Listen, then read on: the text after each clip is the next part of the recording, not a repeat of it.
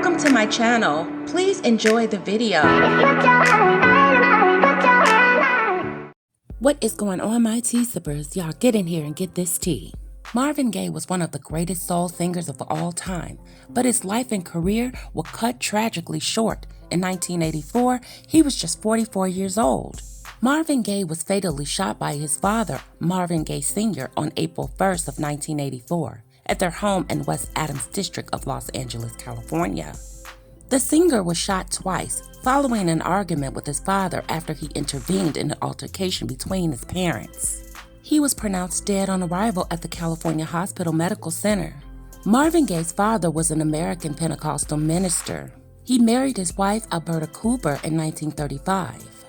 Alberta had already had a son named Michael, but after seeing that he couldn't raise another man's son, Gaye sent Michael to live with his sister-in-law. Gaye was described as a strict father to his 4 children, according to his kids. Gaye would make them observe an extended Sabbath every Saturday. He was very much against the Christian tradition of attending church on Sundays. Gaye also would question his kids on biblical passages, and he would beat them if they answered anything wrong.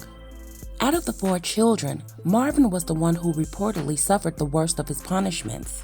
Marvin's sister Janae said that from the age of 7 into his teenage years, Marvin's life was full of brutal whoopings. Marvin later said that living with his father was like living with a king. All cruel, changeable, cruel, and all-powerful king. In the days just before his death, Marvin Gaye's parents had arguments over a misplaced insurance policy letter. The day before his death, arguments had spread to Gaye's bedroom. Angered by his father shouting at his mother, Gaye told Marvin Sr. to leave her alone. Around 12:30 p.m. on April 1st of 1984, Marvin Sr. shouted at his wife about that document. Marvin, dressed in a bathrobe, shouted back downstairs, telling his father if he had something to say, he should say it and do it in person. According to Alberta, when Marvin Sr. refused, Gaye warned him not to come into his room. However, his father charged up the stairs to the bedroom and shouted at Alberta, causing Gaye to jump out of his bed. When ordering him to leave, that did not work. Gaye is said to have shoved his father out of the room and began to kick and punch him. Alberta later told Ritz Marvin hit him. I shouted for him to stop, but he paid no attention to me. He gave my husband some hard kicks, said Alberta. Minutes after being separated, Marvin Sr. entered his bedroom and returned with a .38, and this was the same pistol that his son Marvin had given him. He then returned to Marvin's room, aimed the gun at him, and shot him directly in his heart. I was standing about 8 feet away from Marvin when my husband came in the door of his bedroom with that pistol. My husband didn't say anything. He just pointed the gun at Marvin, and I screamed, but it was over very quickly. When my husband shot Marvin, all I could do was just scream, said Alberta. I tried to run. Marvin slid down on the floor after the first shot. Marvin Sr. was quoted saying at the time, I didn't mean to do it. He pleaded no contest to a voluntary manslaughter charge on September 20th of 1984. On November 2nd of 1984, Judge Gordon Ringer sentenced him to a 6-year suspended sentence of 5 years of probation. Marvin Sr. tearfully told the court, if I can bring him back, I would. I was afraid of him. I thought I was going to get hurt. I didn't know what was going to happen. I'm really sorry for everything that happened. I wish he could step through the door right now. I'm paying the price right now, and I will for the rest of my life.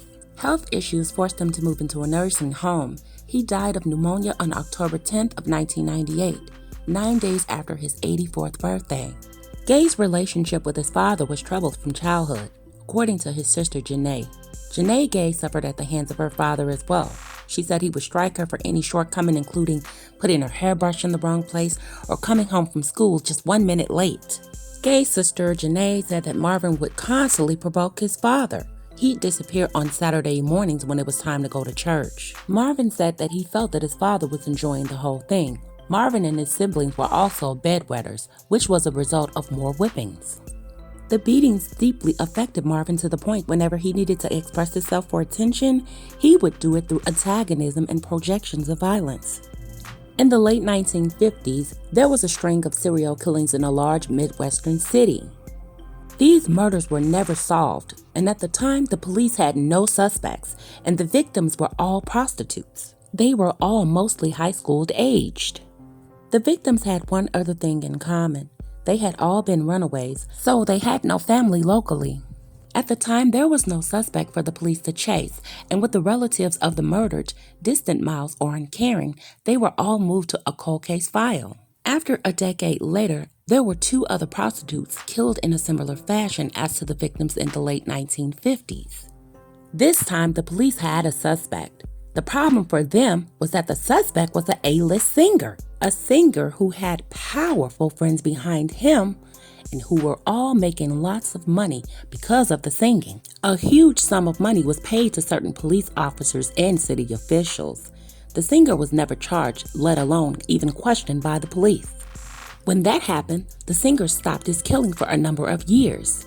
Later in life, the pattern emerged again. Always desperate for drugs, he would pay for prostitutes and then send them out for drugs. And yes, I'm speaking about Marvin Gaye.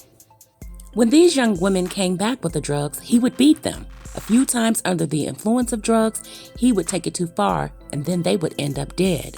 And then again, the police knowing who the suspect was, nothing was ever done.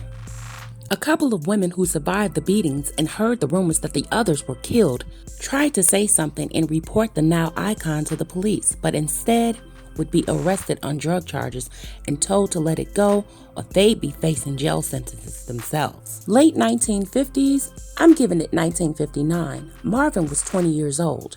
Before that, teenage years and the victims were teen prostitutes fits to me. Decade later would have been the 1960s going into the 70s, so during the 60s and the 70s, he was making Motown a lot of money. I could see the record company wanting to hush this up. One of their biggest talents, being arrested for multiple murders, would have crashed the company. Marvin was said to have been a very violent and angry man while under the influence. It was his own father that killed him. Perhaps the father knew what kind of son he had, knew things that we don't know, nor will ever be released to the public. And it was once even stated that Marvin Gaye was brutally raped by his own uncle. Janice Hunter was a mother of 2 in the early 20s when her longtime lover, father of her children, and one of the biggest stars in the world, Marvin Gaye, suggested that they should swing with another couple. The 4 had been smoking weed and snorting cocaine when Gaye noticed the pair sizing her up. "I think that they want to take this party to the next phase," said Marvin. "A small, intimate orgy is just what the doctor ordered," said Marvin.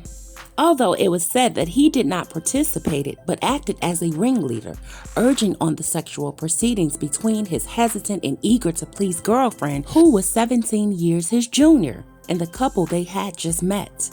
After Gaye projected his joy at the event onto Hunter, he projected something else as well. He stated to Janice, "You loved it, didn't you?" She replied, "Not especially." Marvin, "Oh dear, please don't deny it. You were an animal in heat. You couldn't get enough. This was your dream come true." Janice to Marvin, "Not my dream, Marvin, it was yours." The next night when the other couple returned for more, Gaye's enthusiasm had become something else. He told Hunter, "You go off with them if you want. I can't stop you, and I will not try." She refused, the couple left, and Gaye told her how he really felt about the fantasy that he was prodigaling and had made real. To watch the purity turn into perversity is fascinating. "You were once my angel, but now you have fallen. And yes, I do admit it, it was exciting to watch you fall." Marvin told this to his wife, Janice. Janice Hunter met Marvin Gaye when she was just 17 years old. Her mother, Barbara, was friends with Ed Townsend, Gaye's producer, and he brought her to the studio to watch Gaye record. See, Marvin Gaye had a baby with the underage niece of his then wife, Anna Gordy. And this is the young lady that we're speaking about, Janice Hunter, who eventually became his wife. It was even stated that Marvin Gaye actually had an inappropriate relationship with his very own mother. And this is why he latched on to Anna Gordy in the first place, meaning he was searching for someone to love like he loved his mother. However, Marvin became very interested in the younger Mrs. Hunter, Anna Gordy's 17-year-old niece, Mrs. Janice Hunter. He even tried to convince her to quit school so they can spend their days together and offered to be her educator instead. He said, "I can teach you everything you need to know." He said, "I'll be a far more loving and patient teacher than those whomever in that school provides you with." Being together, though that was not his only motive. Marvin told Janice, "I don't want to share you. I don't want to share you with all those strapping young high school football players looking to love on you, because those are my competitors." Guys, there is a lot to Marvin Gaye behind the scenes. If you go deeper and listen to some of his music lyrics, it paints a whole different picture and pretty much can exclaim why he would have been that suspect back in the early 1950s. However, guys, this is all alleged. This is the information that I wanted to bring to you today. And I'd like to thank you guys for watching. Please subscribe to my YouTube channel, hit the notification bell so when I upload, you guys will be aware. And please don't forget to like, share, and comment. Your comment matters. Until the next video, guys, take care.